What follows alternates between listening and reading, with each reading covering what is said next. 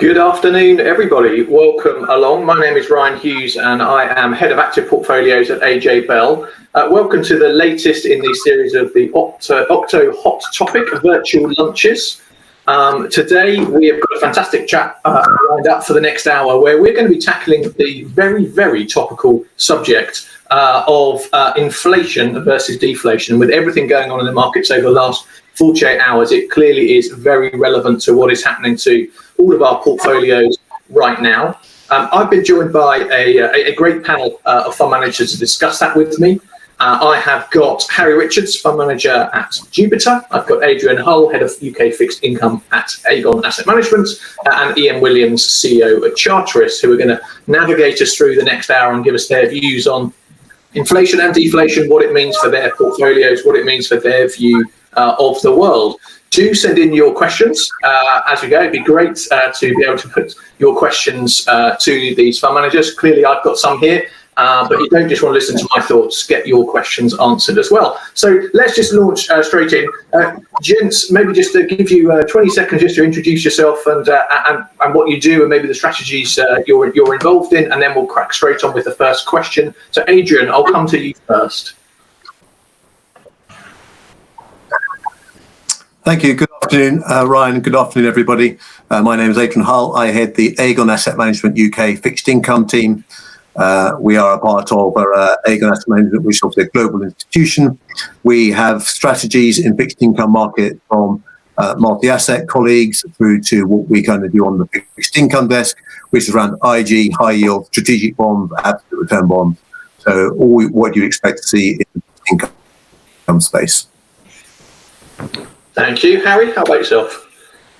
My name is Harry Richards. I've been at Jupiter just over a decade now. And in terms of my day-to-day responsibilities, I sit within the fixed income team as a portfolio manager. And in terms of the strategies that I manage the investment grade offering, the Jupiter Corporate Bond Fund, but also am a co-manager on the strategic bond fund and the dynamic bond fund, which are more unconstrained strategies that have a lot more flexibility in the mandate and target slightly different objectives and can navigate different environments. A few levers that we can pull there, but that's the brief intro to me. Great, thanks, Harry. And Ian, last but by no means least. Hello to everyone. My name is Ian Williams. I'm CEO of Charteris Portfolio Managers. I run a strategic bond fund, I run a gold and precious metals fund, and also run an equity income fund. Our bond fund was specifically designed to protect capital in a bond bear market, which we're now in. So. Excellent. Thank you for that. Well, we've definitely got lots of scope to get into all of those areas, particularly with you and with gold as well. I'm sure will be topical for our viewers.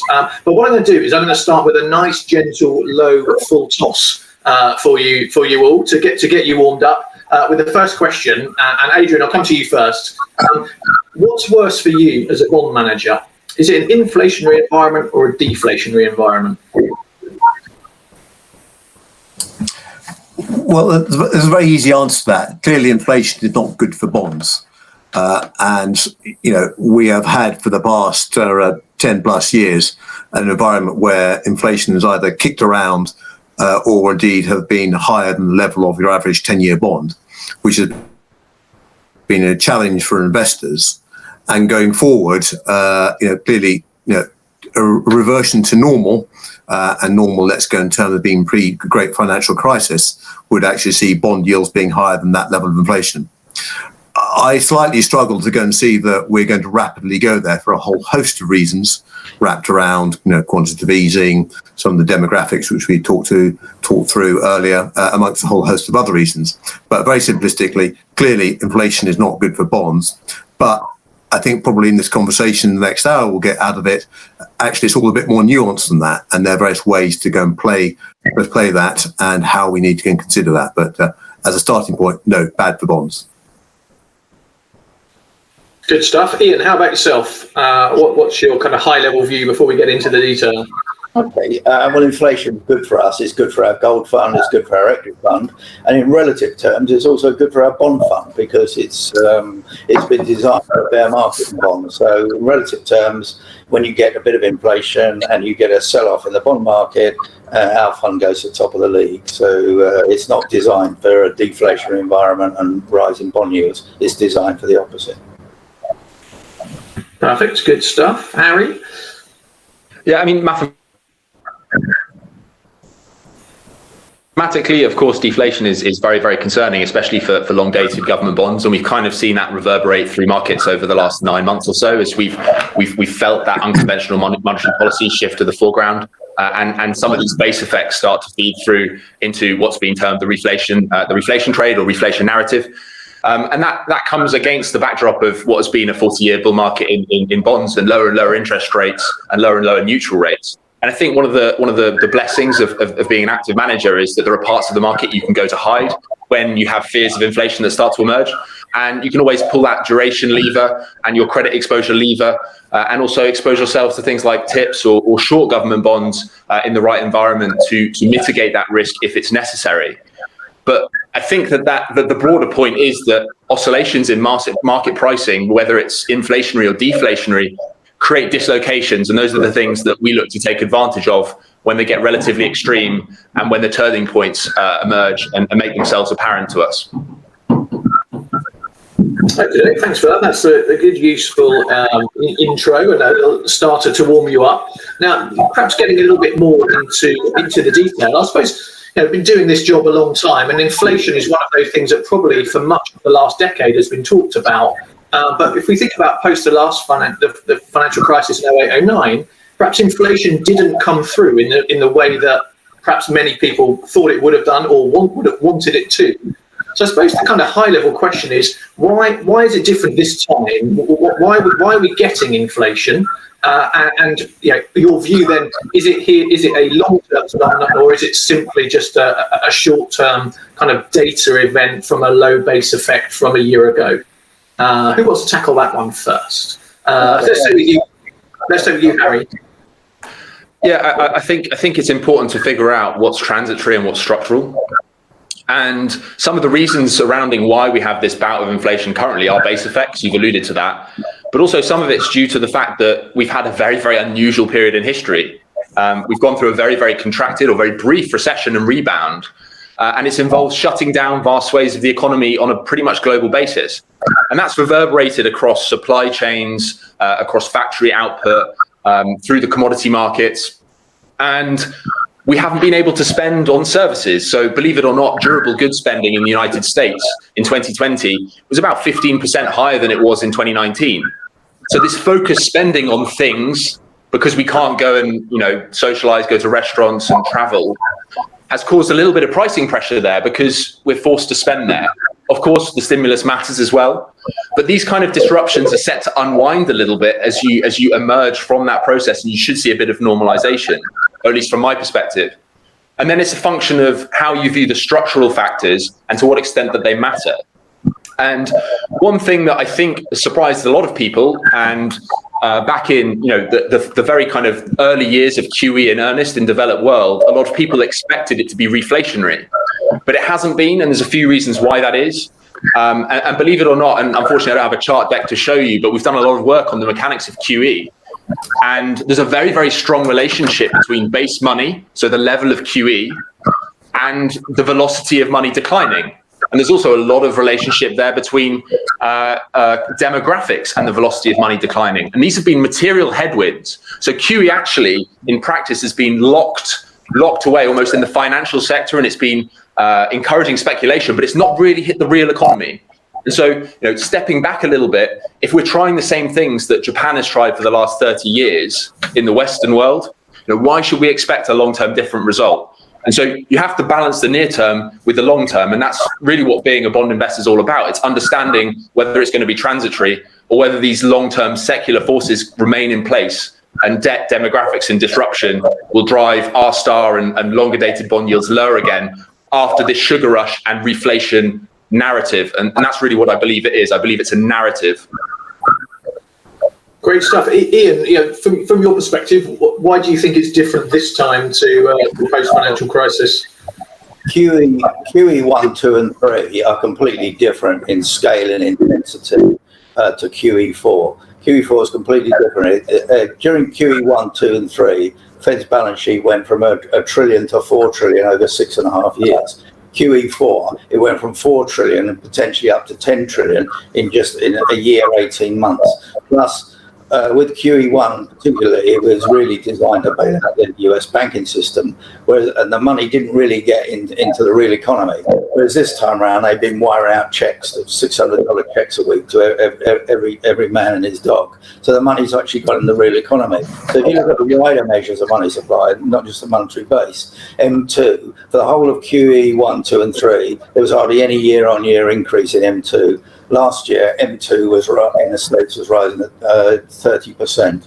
So it's completely, and this is the root cause of why you're seeing all these commodity markets take off. It's because QE4 is completely different in scale and intensity to what went before, and that's why it's different this time. Great stuff. Thanks for that, Adrian. Got a couple of different points to maybe to answer and also give your own views. Yeah, I think that got two different views there. I mean, ultimately, I'd be in the camp of this is a transitory experience. I think that much like when you're climbing up a hill, you got obvious inflation in front of you, and you got a battle ahead of you. The thing is, you don't quite ever know how high that hill's going to go and be. And to go and quote from a US Fed official, it's very easy to go and close down an economy. It's far more difficult to open it up again. I think that's what you're seeing at the moment. Absolutely take on board the fact there's lots of money sloshing around the system. I think they're sloshing around the system in two ways. Clearly in asset prices, which is the QE and the balance sheet of the Fed, amongst other central banks, but also actually sitting in bank accounts of people like us, because we haven't really had the opportunity to spend it. And clearly there's a skew to services which have been unavailable to purchase, whereas, be it a durable good through, doing up your house whilst you've been away, working from home, there are two different types of economies going there. So it doesn't surprise me that we are seeing inflation at the moment. I expect it to go and continue. The market is perhaps being a little bit naive in its response, because it is taking it very much as face value, and everybody's pretty aware of the last week's worth of data. You've had some really quite disappointing employment numbers. Bond market sold off by the end of the day. You had some really very strong CPI numbers. Market sold off. The market's telling you it wants to go and sell off. That's how it's structured at the moment. It is taking inflationary expectations and saying, yeah, this is going to be a problem. And it's a typical bond vigilante response in terms of trying to kick the tires against central bankers who want to go and say it's transitory. But clearly that's what's kicking around. That's clearly what's kicking around at the moment. And that continues to be the case. And I suspect more disruption from the bond market going forward. I suppose the interesting thing from my perspective is, if we'd have had this conversation, I don't know, 3 or 4 months ago, we would have all known this was coming. Maybe the success of the vaccine rollout may have surprised a few people in the speed of it, but we know the base effect was coming because we know where prices were a year ago. We've known that there's been huge pent-up savings, and that probably at our first opportunity, we're going to go out and spend like crazy. And we know that we're all doing up our houses and can't find a bag of cement here in Salisbury for love nor money. Anyone who knows me will say, what the hell is Ryan doing with a bag of cement? Because he won't know what to do with it, which is a separate point. But we've known all these things for the last few months, yet when the data's arriving, the market seems to be surprised at it. So I'm always kind of, how professional are the professionals, or are they just actually a group of people behaving like amateurs, reacting on the last piece of news? I'm not sure if there's a question in there for anyone, or just my views and my rant. But in terms of this, none of this information coming out seems to be new. So it's therefore quite a surprise that it's surprising the market. What do you say to that, Adrian? Your rant is data dependent, and ultimately the market slightly doesn't really know what to do with the numbers at the moment. We're kind of in the thick of it. There's no clear theme, and actually trying to go and figure out what's going on is not particularly easy. which is why you are getting this response. And of course, underneath all that, there's the positioning of the market, actually what views have already been implicit in the current pricing. And you just saw the rally after the extraordinarily weak employment number on Friday that lasted for about 15 minutes. The market effectively went the wrong way. So yeah, you are right. We are in the thick of it, and it's quite difficult to go and read because you are getting some fairly contradictory numbers kicking around. And Harry, you mentioned the transitory nature of this. I mean, if that's the case, I mean, when do you see this inflation spike kind of working its way through? How short term do you think this impact will be? Yeah, so I mean, I think the near term is more in question than the long term, in terms of that phasing. Like mathematically, we know that base effects are currently, in May actually the most intense, and then they get a lot harder comparably through CPI numbers, and broadly assume that they're right. And you can't forget there's a tremendous amount of uncertainty about things like statistics. So, in the data, one thing that we're seeing is not just necessarily one standard deviation misses or beats for some of this economic output. You're seeing, in some cases, 5 or 6 standard deviation moves versus consensus on some of these data figures. And it's because, the reopening process is uncertain. The measurement process is uncertain and imperfect. And you've also got to remember that there are some market participants that have an agenda. And so in some ways, some of those market reactions talk to positioning, they talk to sentiment, and they talk to the direction of travel and near-term concerns. And so one thing that's been true in the commodity space, and I'm sure potentially we touched on this later, but you see huge amounts of speculation in commodity markets and government bond markets by the hedge fund community. You see this in the CFTC data, and they have a lot of influence. If you have a long-term view, you typically buy and hold. And we have a world where we're not only seeing hedge funds speculate in large size with in some cases decent amount of leverage, but we're also seeing retail participants distort equity market pricing as well. So there's a lot to take into account, and there's also a lot of uncertainty in the short term. So I think there's a mixture there of things that have to be taken into consideration. And Ian, from your perspective, you mentioned your fund is positioned for this environment. I mean, I suppose that implies your expectation that it's perhaps not transitory and it continues for a decent length of time. What is your horizon around that, and how long do you think that market, that kind of money supply and snowball effect of QE is likely to persist? Yeah, no, you're correct. We don't think it's transitory. We think we're in a 5-year bull market in commodities. We think we're in a 5-year bull market in equities, and we think we're in a 5-year bear market in bonds. In terms of the base effects, if you take oil as a proxy for inflation, if you like, before COVID, Brent was trading around $60, $70 a barrel. Due to COVID, it dropped down to 20. Ignore West Texas going to minus 40. Just concentrate on Brent. And it's now bounced back to sort of 65, 70. So if you look at the base effects rising from 20 to 60, obviously it's huge. If you average it out over 2 years, you can say, well, oil's gone nowhere over 2 years. Therefore, there's no real ongoing inflation. But that presupposes that oil stays at 60. It's only a few months away before all the planes start flying. And we're in the sort of same camp as Jeffrey Curry at Goldman Sachs, who thinks oil's going to $100 a barrel, maybe 120. So this transitory inflation depends on commodity markets going back to where they were and staying there. But we don't think that's going to happen. We think they'll go back to where they were and then make further progress. And we think we're in a multi-year bull market in commodities driven by a tidal wave of printed money, and bond yields are heading much, much higher over the next 5 years. And are you bold enough to put a kind of top range estimate on that? Yeah, well, we did. At the start of the year, I did a similar podcast, it's all on record, when the 10-year Treasury was on 0.9%. We said it would go to 1.5% this year, maybe even go to 2%. But that's first stage. We went to 1.5, 160. It stabilised there. We think that's just only a matter of time before it goes up to 2, maybe 3% over the next couple of years, and then ultimately up to 5 or 6%. It's pretty punchy, but we like that. This gives people food for thought there. Now, I guess we've spent the last 10, 15 minutes talking about elements of inflation, but I guess it's not all about inflation. There are also deflationary forces in the economy and the market too. And I suppose we could point to the technology, the growth of technology, and how that's driven down cost and prices, and therefore it's been deflationary for the economy. I think Harry earlier on, you might mention demographics as well in one of your answers. So, if we've got these pockets of deflation, I mean, do you think any element of that, Adrian, is strong enough to actually kind of pull down the long-term inflation expectations?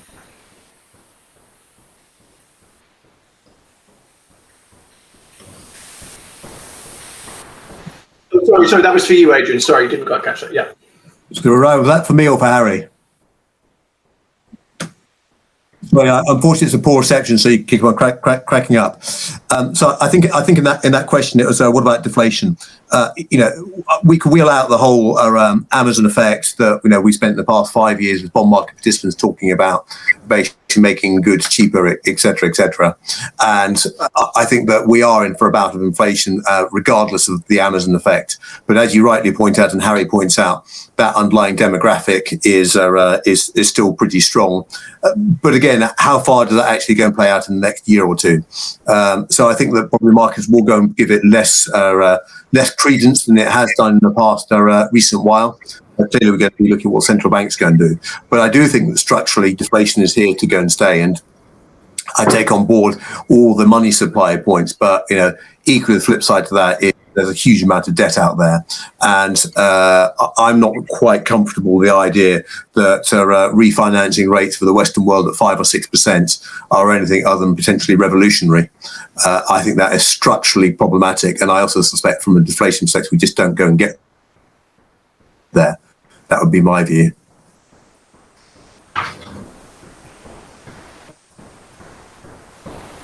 Sorry, having a few issues with the unmute button. Harry, you mentioned demographics right back at the start in one of your first answers. So, is that having an impact on your long-term thinking as a trend? Yeah, I mean, historically, it's been something that's been underestimated as a trend. If you look at sell-side economists and strategists, quite frequently they've predicted inflation and bond yields to be much higher at the end of pretty much every year for the last 20.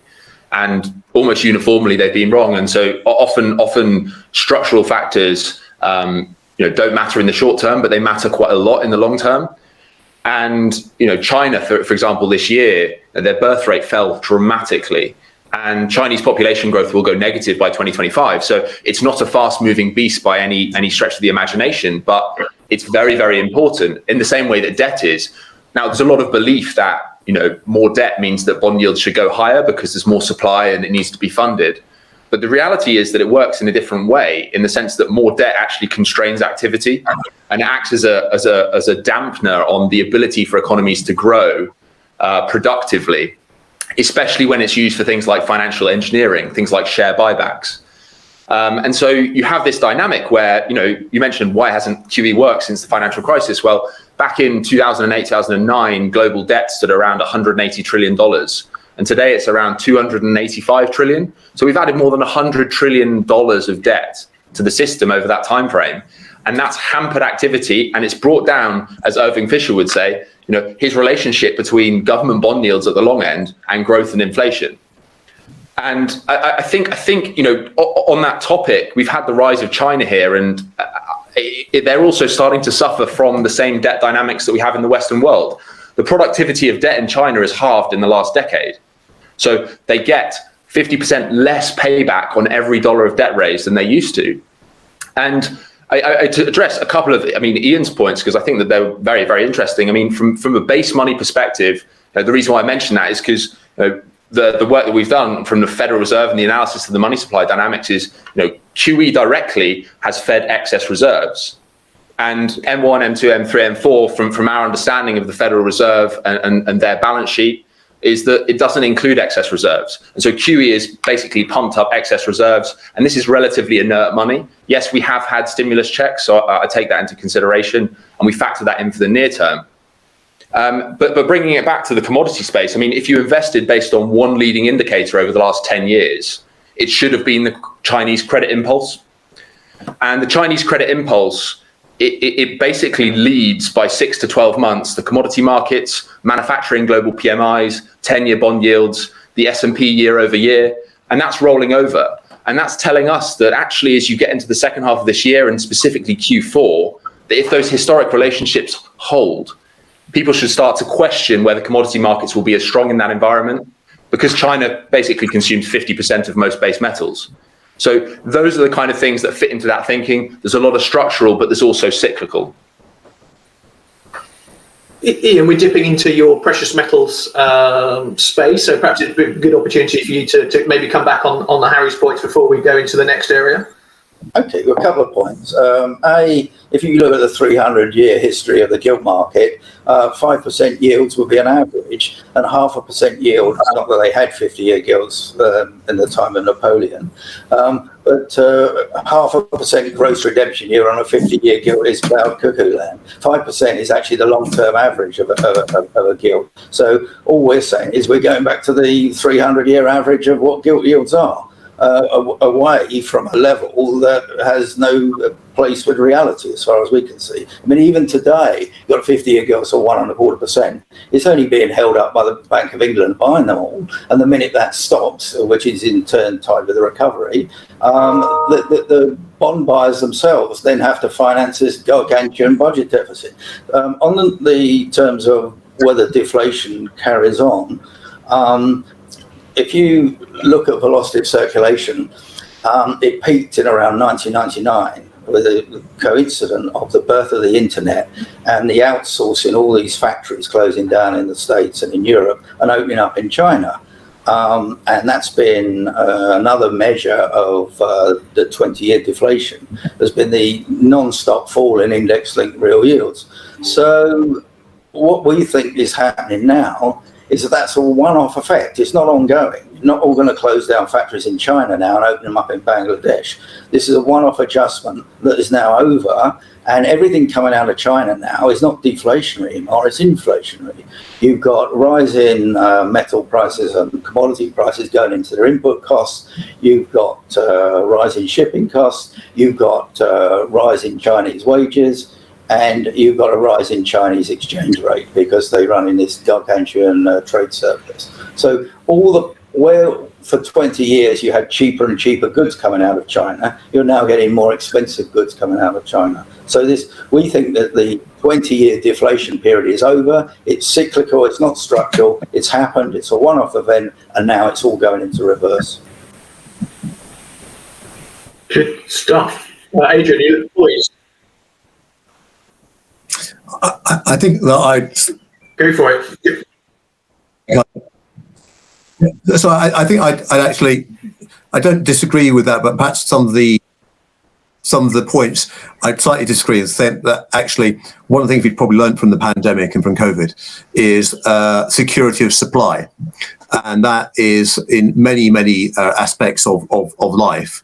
But yeah, it may be that Chinese goods end up costing more. The reality is what was made in China, we're going to start making those onshore again in places like the UK and the US because we'll feel uncomfortable for geopolitical reasons, as well as post-pandemic reasons, between what's going on. So I do think that actually there's an inbuilt potential for increased inflation wrapped around that. But that does, I mean, let's cut to the chase. Our closest neighbours have proved themselves to be fairly comfortable with putting up export barriers if it suits them. So I think that there is going to be an onshoring across the globe, which may well feed on top of that trend that Ian's identified.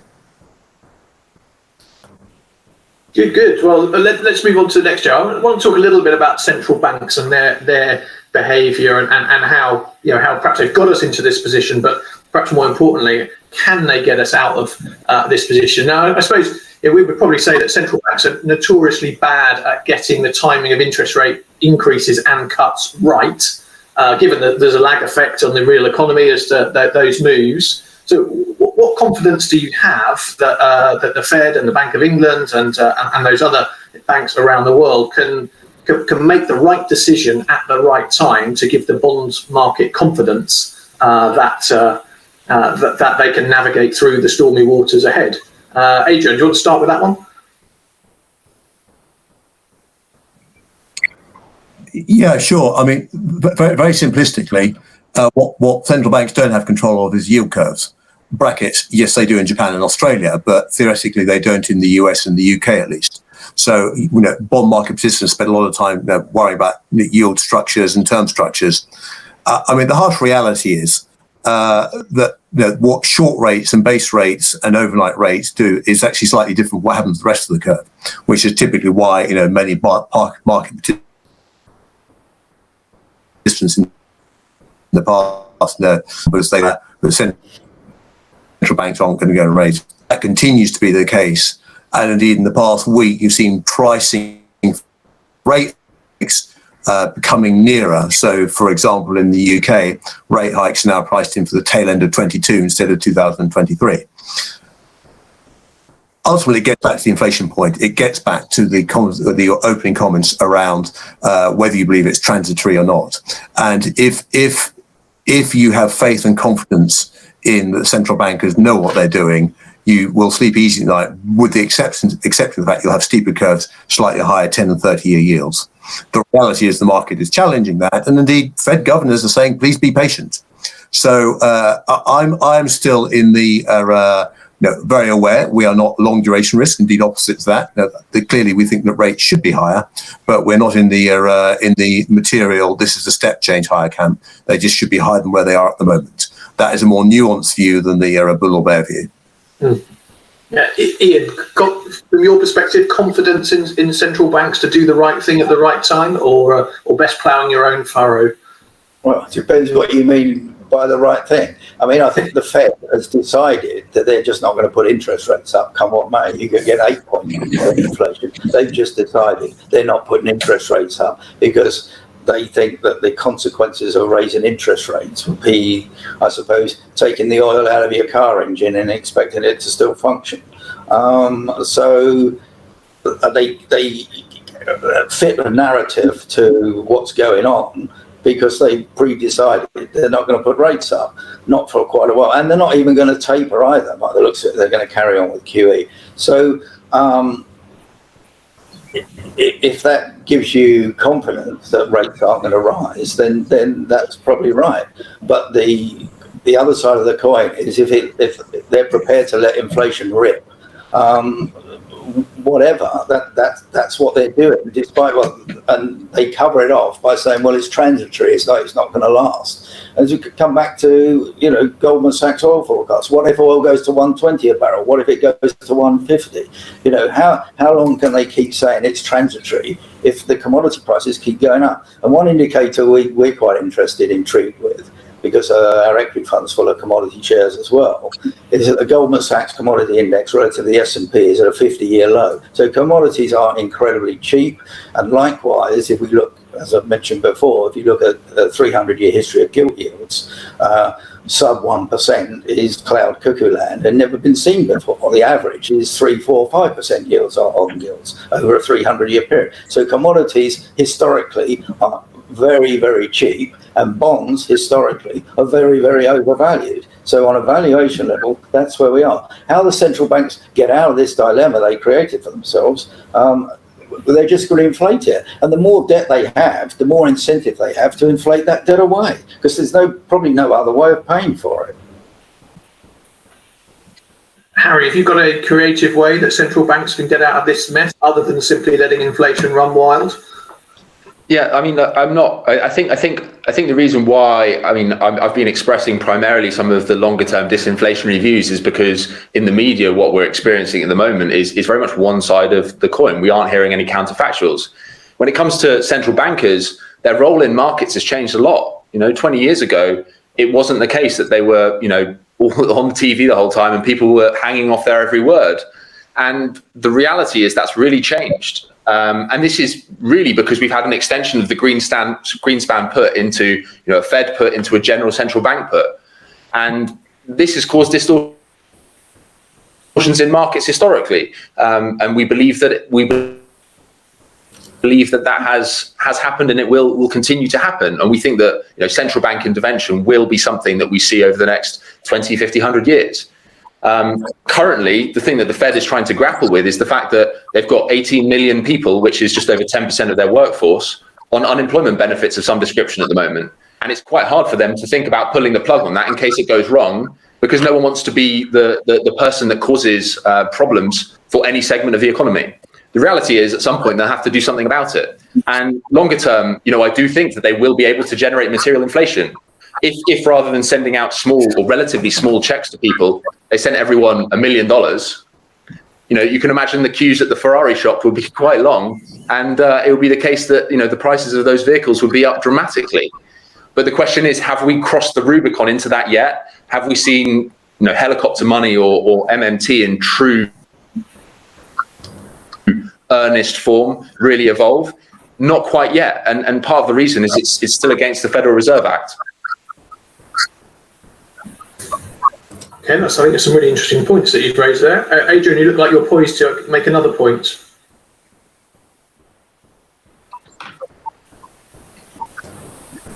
Yeah, sorry, this reception is poor. Yeah, I mean, and you saw out of the CPI numbers just yesterday, used car price in the US up by 10%. That's because people are getting in checks and spending their money. Those cars may not be as glamorous as the Ferrari which Harry's buying, but that's another matter. Let's get back to that point about just debt and GDP and all those sort of numbers. The harsh reality is that we've got a horrible debt to GDP number, but Japan's is a lot more horrible, and their government bond yields are lower. I'm not saying these things are a good thing, but it is a fact. And go back to the post-Napoleonic wars, we had, in terms of debt to GDP, double what we have now. Again, I'm not saying these are great numbers, but that's a reality. And you ask the question around, how to go and pay it back. Well, in the bad old days, post-Napoleonic wars, we had things called sinking funds, where you go and put a bit of money by to go and pay back the debt. Now, reality is we are recirculating coupons, but we can start doing things where we could actually use things like pay the coupons instead of paying ourselves. We could actually go and pay back outstanding debt. The point is, it's going to be a multi-decade pay down if we bother to pay it down. And I think Harry's point is correct that actually politically it isn't particularly on anybody's agenda to go and do it. And it is only the Fed that actually managed to not only stop taper, but actually reduce its balance sheet in 2017 and 2018.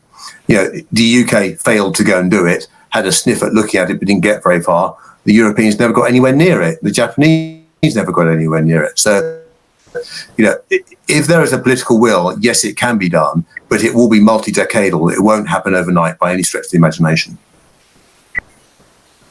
Thank you, Dokie. That's a lot of interesting views there, and I think maybe it might be a good time to turn to, from your perspective in running your portfolios, how you can navigate this from perhaps a positioning and an instrument perspective. So one of the questions that's come in is, can bonds actually protect against inflation, given the expectation that real yields normally increase when inflation picks up?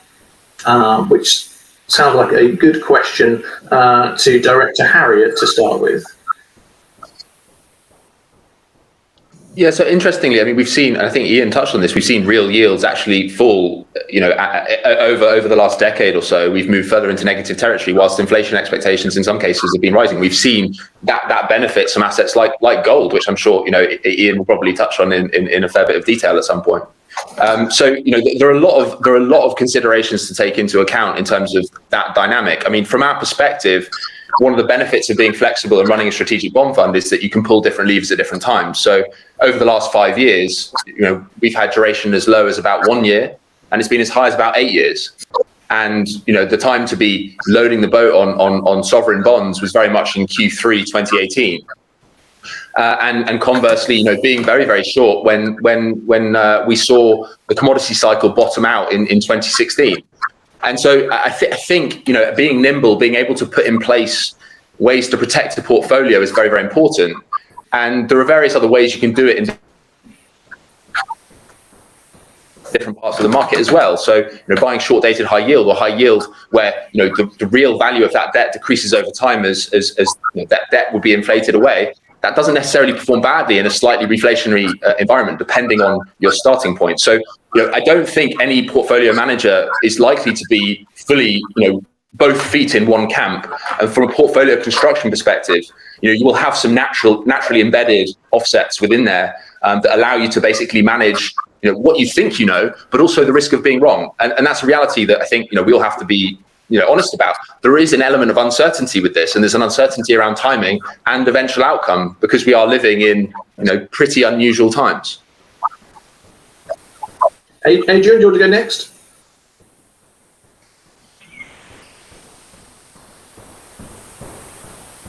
Yeah, sure. Sorry, again, sorry for the delay there.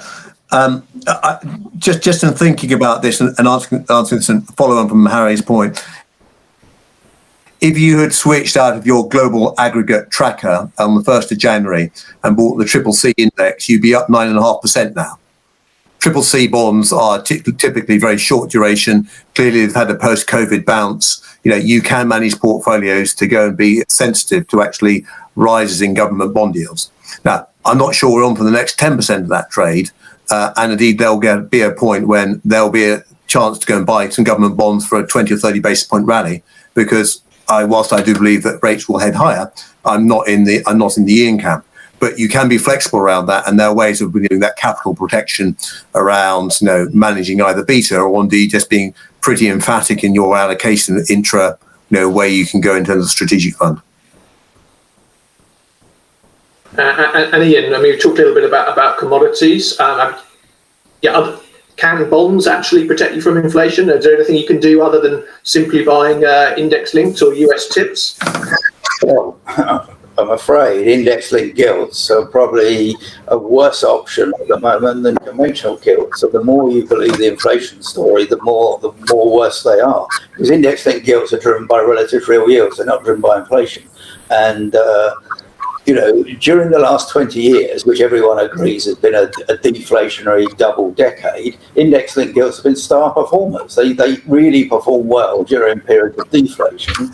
But from a starting point of a minus 2.2% real yield, it all goes pear-shaped if you get inflation. And the reason for that is that the bond market vigilantes will push up the yields on conventional gilts. So if you start getting, like you've got in the 30-year Treasury at the moment, positive real yield, if you assume inflation, say 2%, you're getting 2.4 or 2.3 on the long bond. So your tip, it also gives a positive real yield. If you look at a 10-year, you're on a 40 basis points negative real yield. So the 10-year tip is on a negative real yield. So the index-linked gilt is only going to fit in with what the real yield is on the conventional market. And if you get a massive surge of inflation, they'll push the yields on the conventionals higher. So the real yields on the linkers have to rise as well. But the beta, the price movement that you get in an index-linked gilt, especially the long ones, to make the same change in yield, is just horrendous. So the potential capital losses in index-linked gilts are worse than the outlook for conventional gilts. I mean, that's just how the market works, I'm afraid. They're not from starting point of negative real yields of over 2%. They don't offer you any protection at all against inflation. We've had a question asked about the difference between CPI and RPI and the move from RPI to CPI and what that means from a technical perspective and the impact that is having on that part of the market. Adrian, you want to maybe tackle that one?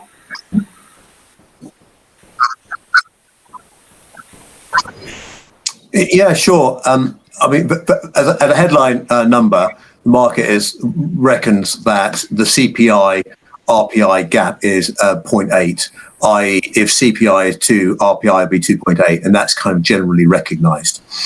Now, after 2030, the government's going to pay you CPI rather than RPI, and whilst there's a bit of a moan about it from pension funds coming through the system, the reality is I suspect that is what's going to go and happen with some jiggery-pokery in terms of how the numbers are chucked out.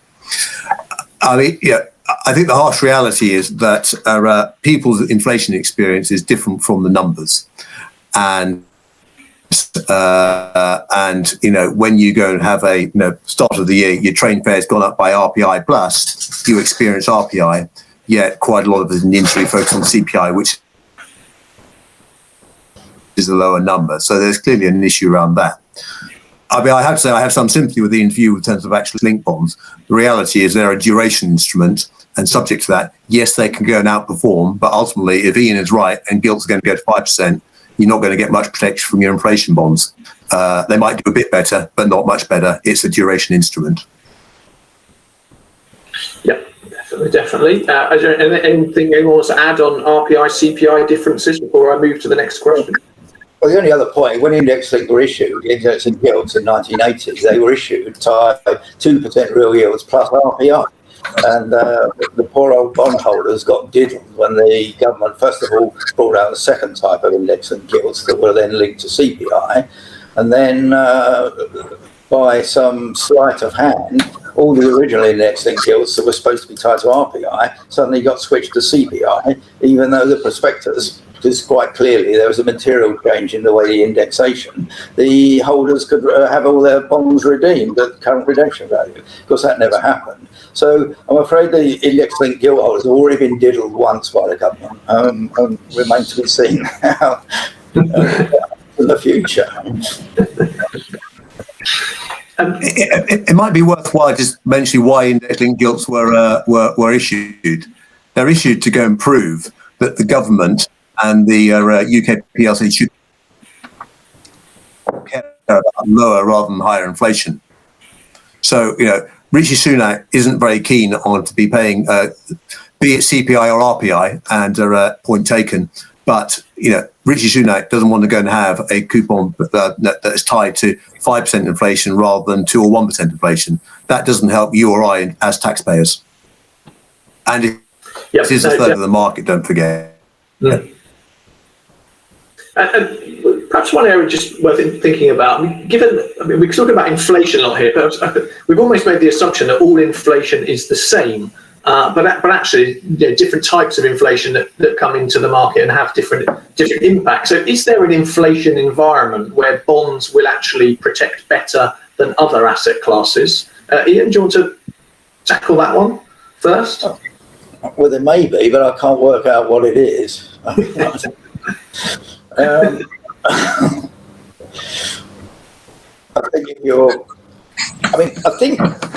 we haven't really discussed this, but I think a lot of this comes down to the bit of the old recycled monetarist versus Keynesian argument. A lot of the sort of prevailing powers that be in the Fed, like Janet Yellen, are very much in the Keynesian camps, and they don't really want to discuss rising money supply.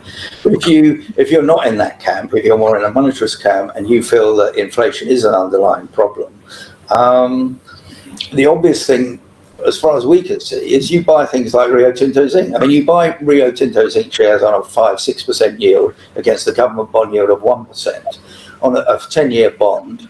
Rio Tinto would have to go down 5% a year every year for 10 years just for that trade to break even. And if you believe that we're in a rising commodity environment, what will happen is their profits will go up because iron ore will go up in line with inflation, their dividends will go up, so the reverse will happen. I can't really see, if you did the reverse switch and you sold your Rio Tinto and bought a gilt, a 10-year gilt on a 10-year view, how you would do anything but lose substantial amounts of money. But maybe I'm wrong. Maybe there is a way, but I can't see it. Ian can't see one, which sounds very reasonable. Either Harry or Adrian, can you see that environment where bonds will protect better than other asset classes?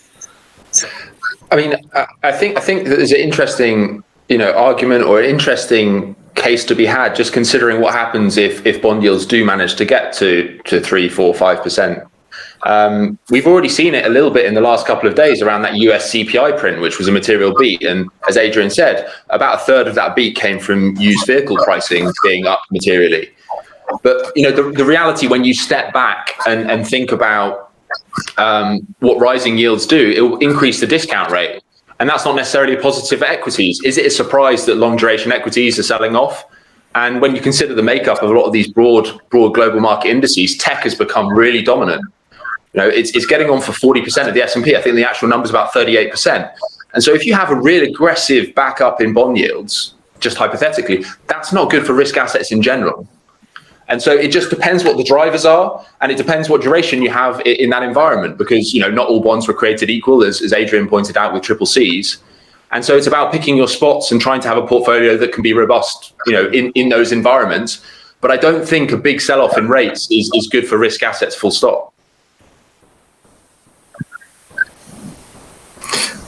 I guess one needs to go back to some rather academic portfolio theory, but get back to your 60-40 bond split in terms of portfolios.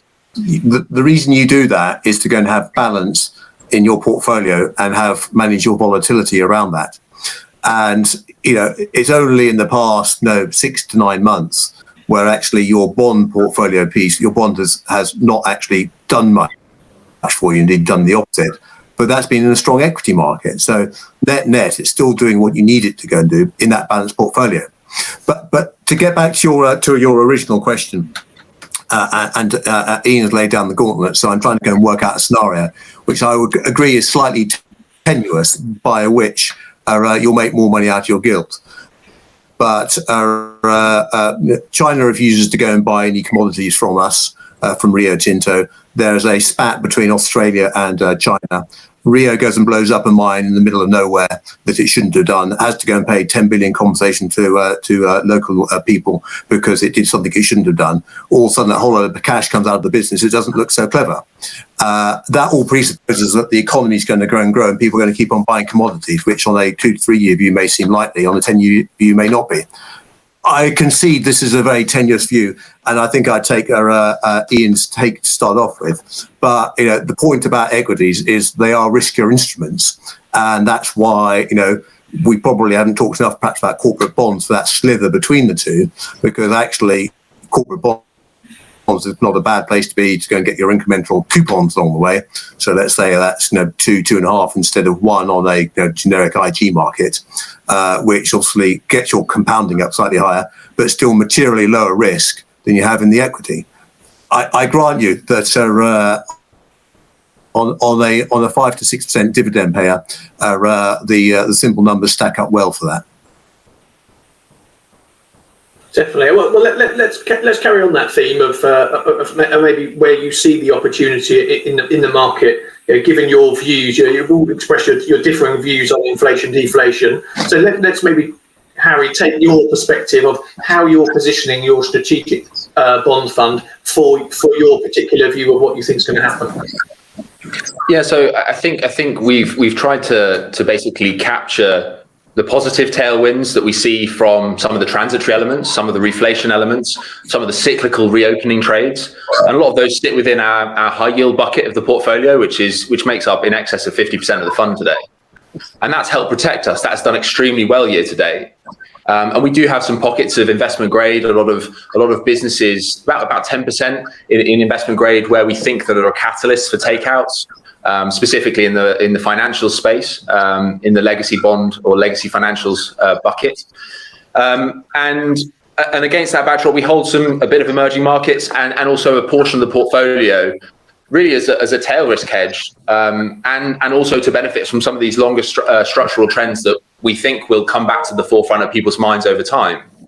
And so, effectively, what that means is the strategy is running a barbell where we've got probably a good 75 to 80% of the fund in risk assets that are set to do well, under a reflationary environment. And from a portfolio construction perspective, we do want that little bit of ballast if the reflation trade starts to lose its hold a little bit as you enter the second half of this year. And we think that balances volatility very well. And under our stress testing that we do extensively, it creates really nice optimization between risk assets and defensive assets. Great. I think, yeah, you finished, John. I wasn't sure if the screen had frozen or you'd finished speaking, so apologies there. Ian, you talked about your commodities and the attractiveness there. Just in terms of within your fixed interest exposure, what are the key exposures and positions that you have at the moment? We've got ultra short dated gilts, we've got a lot of redeemable floating rate notes, and we've got a couple of other bits and pieces in there as well. So net result is this year, I think our fund's small up on the year to date.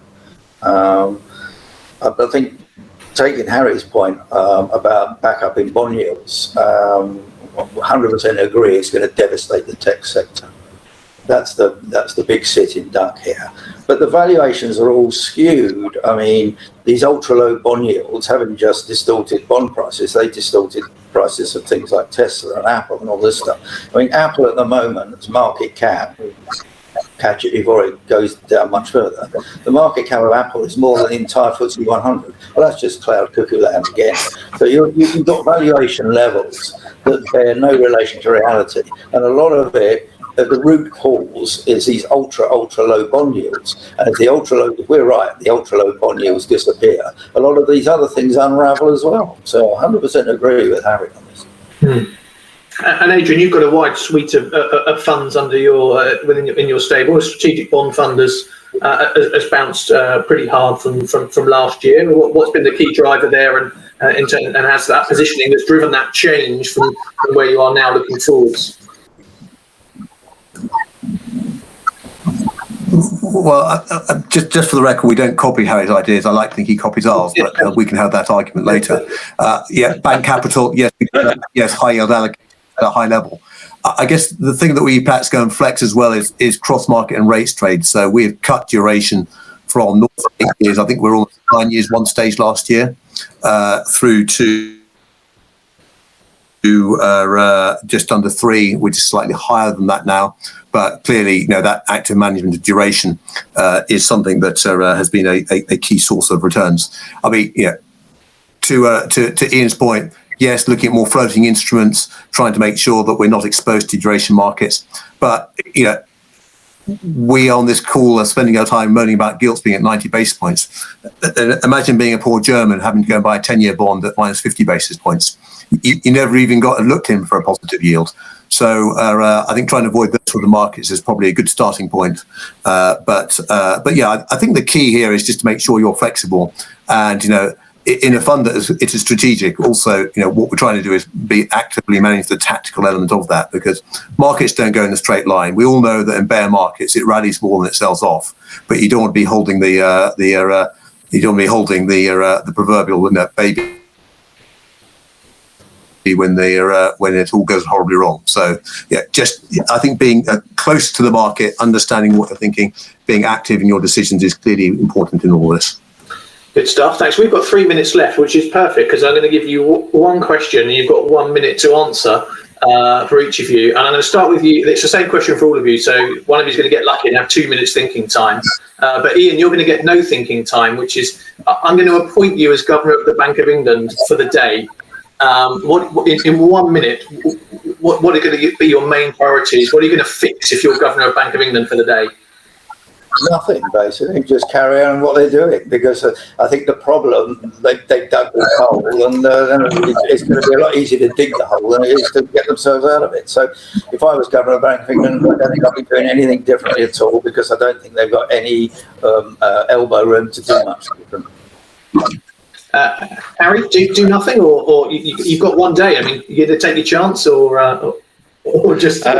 I think make sure I don't mess it up. I mean, I think they are following probably a better route than some other central banks. They're following the same route as the Bank of Canada. They're tapering a little bit. They're talking a bit more carefully about the outlook, and so I think that they're treading probably a more sensible path than some of more of the egregious central banks around the world. Adrian, the day is yours. You've heard those two answers. You are governor. I'm going to be controversial, and I mentioned the sinking fund concept earlier.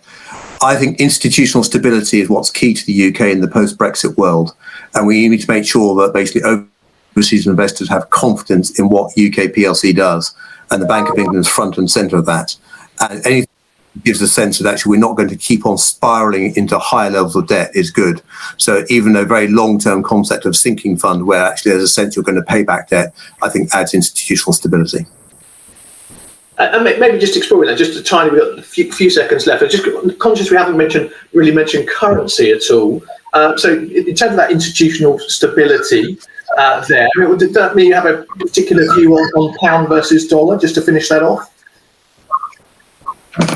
I think where we are at the moment is that there's probably a slight creep higher of the pound against probably general expectations, and that 140 number is, give or take, fairly settled in the whole Brexit world.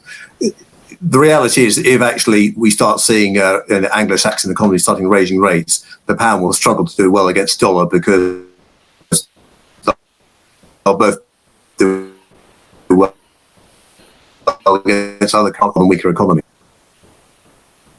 Good stuff. Well, at that precise second, my clock ticked to 2 o'clock, and the appearance of Adrian's dog behind him probably tells me that they're asking for their lunch, and therefore we should call it a day. So that's been a really fascinating hour, listening to your views on inflation and deflation and what's going on around the global economy. So, Ian, Harry, and Adrian, thank you very much thank you for everyone for tuning in, and also for your questions that you've asked as well.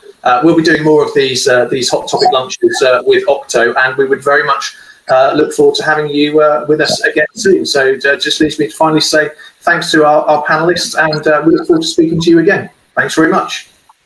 Bye. Thank you. Thank you. Thank you.